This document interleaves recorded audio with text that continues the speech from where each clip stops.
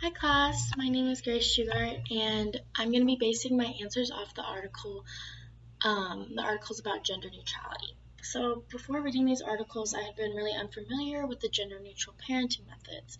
I read online about adults who decided that they don't fit into certain genders, but never children having to face that lifestyle seemingly against their will. I found it interesting that the motivation behind cutting gender out of the picture for Sasha's parents was to protect their kids from stereotypes, but I find this strange because I view stereotypes as the normal of a society where that trait is shown more often than not. So when we think about stereotypes for gender, we think about boys liking sports or girls liking dressing up. And if this is how most boys and girls conform in society in their early ages, I don't see why you would want to keep your child away from having shared interests with other students. I think allowing your child to explore their identity freely is a great idea, but by leading them to believe they don't have a gender can cause confusion when they realize they are one of their only classmates that don't call themselves a boy or a girl. I believe this confusion of why they don't have a gender will just make them question what gender is at such a young age, when the whole point of being genderless was to forget about gender and just figure themselves out on their own. I think the best way to allow kids to explore their identity is not by hiding who they are, but embracing things that make them them. If your daughter likes to play football, allow her to embrace that. If your son wants to paint their nails, allow them to do that. And if they end up falling into the gender stereotypes, then allowing them to embrace that too. Just because as long as the kid is happy with what they're doing, their parents should be too.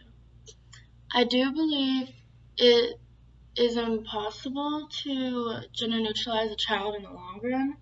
It may seem easy in the beginning when the child is under a parent's care at all times, but once the child goes to school, he or she will have to publicly put themselves out as either a boy or girl due to how the school system works with bathrooms and such like that.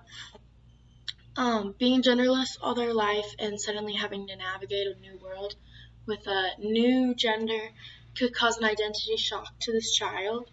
With their new gender, the child will be influenced heavily by their peers who have grown up to embrace their genders, while the genderless kid is the odd man out. So I believe that genderless kid will try to fit in with their gender's conformities and how they see other kids their gender acting. Obviously, being the same species, boys and girls are going to have many similarities. In more ways than not, we are raised alike and have the same basic needs for water, food, and shelter. We are all taught the same things in public school, and although we share mostly the same makeup, hormones are what set us apart usually.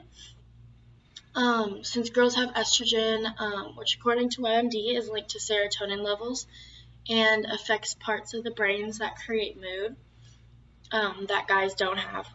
And while girls have this estrogen, guys produce testosterone that, according to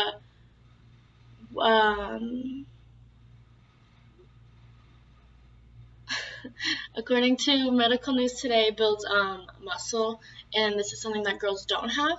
So when looking deeper into the hormones of boys and girls, it's easy to see why these stereotypes are brought up into society.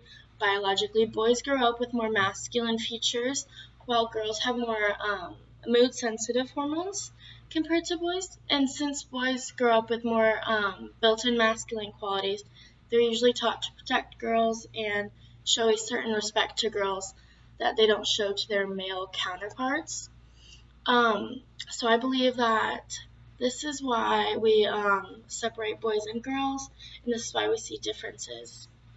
Thank you for taking time out of your day to listen to me, and I can't wait to discuss with all of you guys.